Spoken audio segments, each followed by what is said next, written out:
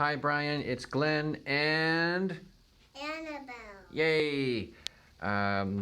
Brought the student kits here with mirror.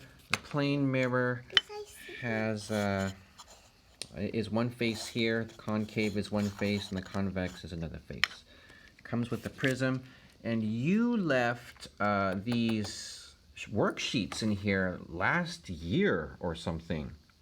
Yeah, in 2018. So I'm just gonna leave these back here for you.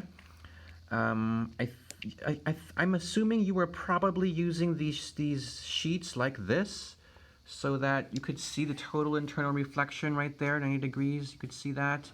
Maybe you had kids trace that out. I don't know.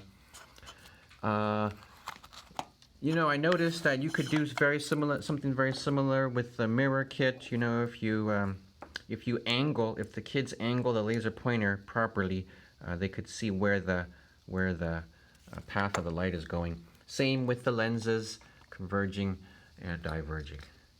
I'm going to leave these under your TV, your smart board, and I'll take a picture to show you where that is. Thank you, bye.